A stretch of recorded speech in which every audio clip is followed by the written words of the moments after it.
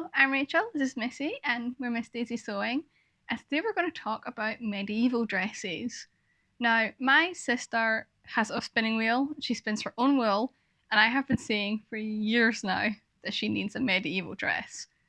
Just simply because. But this is me, and I can't just do a basic dress, right? It needs to be extra and high fantasy, preferably.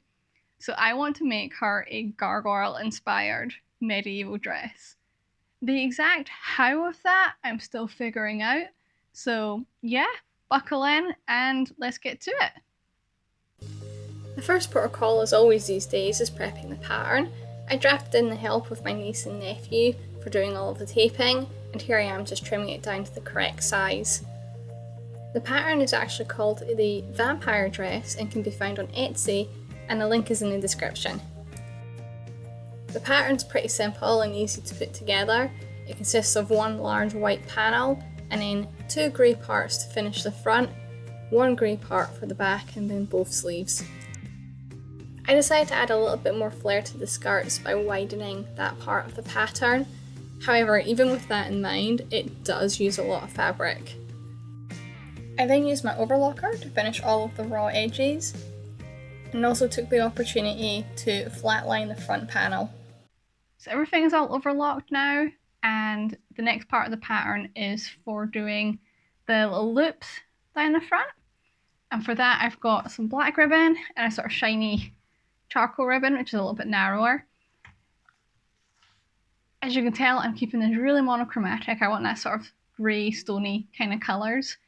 And yeah, let's get to it. Following a quick chat with my sister, we decided on the narrower charcoal ribbon. I then revisited the original pattern piece and marked down all of the notches where the ties were to go. I then basted down the loops with a long stitch before assembling the front to the side panels. I wasn't really happy with the black ribbon here, so once again I sent off a message to my sister and awaited a reply on what she wanted to do. Whilst waiting on a response, I decided to push on other parts of the dress. The sleeves I had to cut into two parts owing to a lack of fabric, so that was my first port of call before adding those loops onto the back of the dress. So for the front, I'm actually going to go with this narrower ribbon. It's less high contrast than that black, and it's just going to look nicer. I'm going to test on the sleeves first with the ribbon as a trim before I commit to sewing on the front of the dress here. I might actually have to hand sew the ribbon on. I'm going to see how well it behaves on the machine. So yeah, let's get to that. As I mentioned earlier, there's a seam on the sleeve, so I pressed that open and then top stitched down the ribbon. I was happy with the outcome, so repeated the process again on the front of the dress, also making sure to press open the seam with the white and the grey. And voila! I'm really pleased with how this came out. Next was sewing the sleeve edge together to create that lovely bell shape. And boy is it bell shaped. With the front and the back sewn together, I then inserted the sleeve and used a lot of pins to get it sitting nicely. I was really pleased with how the sleeve installed. It fitted really nice without having to ease it in too much. So we're doing well, we've got the dress made. I still need to do all of the hem work and obviously add in the ribbon on the front and the back here. But we're going to pause on that and make a start on how I'm going to do the wings. So the plan is to do a sort of little waistcoat or a bolero on the top, which will support the wings. And then from there, it means that it can either be a dress or we can have the gargoyle element, so it's quite interchangeable. And knowing my sister, she'll probably just wear the waistcoat with the wings on other outfits as well. So being interchangeable is quite a good idea, I think. Now I've got two ideas for the wings, and let me talk you through them. So option one is these cute sort of chibi wings. And my thoughts here is that they'll be almost like sort of plushy wings, like from a dragon or something. And the idea here is that it's going to be just little wings, just out of the way, cute, that sort of thing. And the other spot is the sort of go big or go home. And this is more like a cloak. So it'll be attached sort of at the same point at the back, but it won't have any stuffing or anything. It will just be fabric. And then I'd attach it sort of at the hand with a little bit of ribbon and maybe like a little loop at the elbow. We'd have to see how big they go. And they would just sort of drape behind. For putting it out of the way, I'd add like a little button on each shoulder. And then you could hang the little loops on it so they could hang up out of the way. So I'm just waiting on hearing back from my sister for what she's after. And in the meantime, we can push on with the waistcoat part. On a slight tangent from sewing, my fishies have had babies. Look at them all go.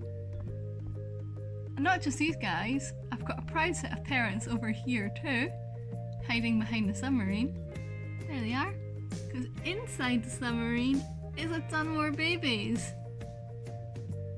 Which is kind of crazy. Not sure what we're going to do about that, but we'll figure it out. Baby drama aside, I used the front and back pattern of the original dress on the pillowcases. This allowed me to cut a lining at the exact same time as cutting the front pieces.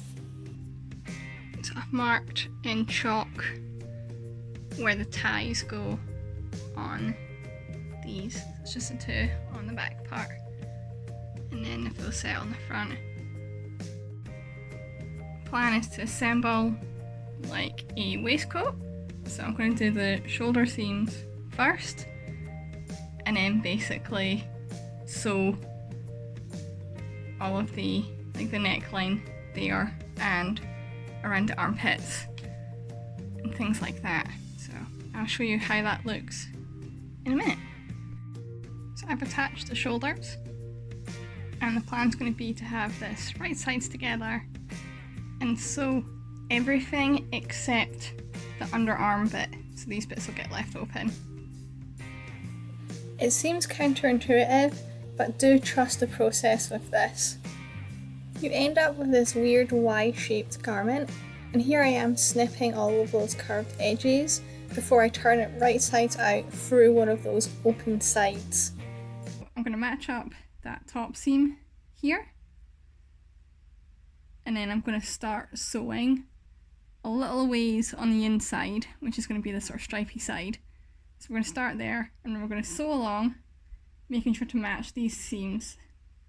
Keep sewing all the way along and then get as far along that way as we can before the machine's like no more. And then at that point we can flip it around and it'll just be a little bit of hand sewing on the inside. So trust the process, I'll show you in a second what I mean.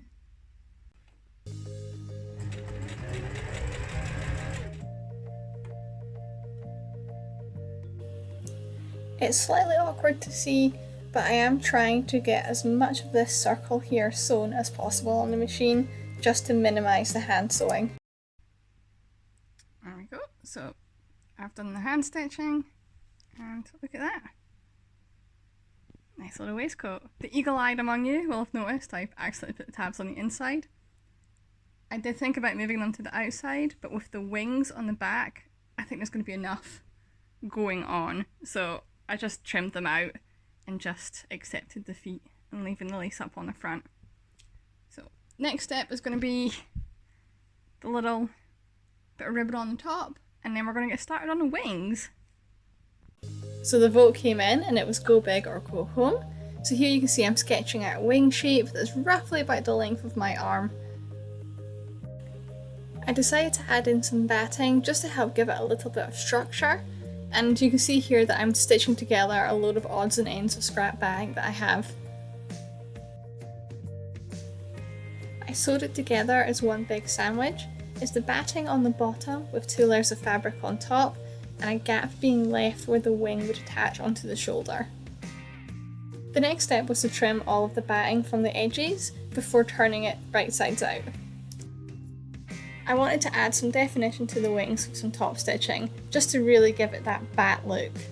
And here are the wings in all of their glory. The next step was to figure out how I wanted to attach these to the bag and the rough positioning, and you can see me here with the mannequin trying to sort of play about with that. And once I was happy with the positioning, I just top stitched it down using the machine. And is this really a sewing video by me at this point, if you don't see me dancing around like an idiot? And then onto the hand sewing. The only part I caught was me attaching the loops onto the wings here, and I'm sad to say that Missy is very used to me being very silly with these kind of things. And then onto the final embellishments.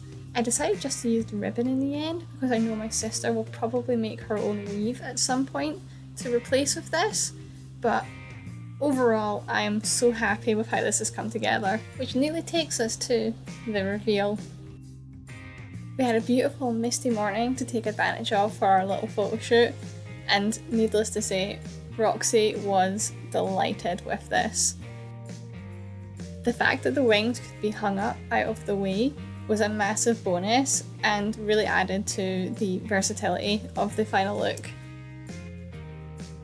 Whilst our attempt to fly didn't get her anywhere, I absolutely loved the movement that Roxy could get with these wings and the way it just so naturally became part of the outfit for her. I can't wait to see her at the next Halloween parade with this or a fancy dress party. And I suppose the moral of this is that if you want big wings, have big wings. Have fun. Always have fun. So until next time, cheerio!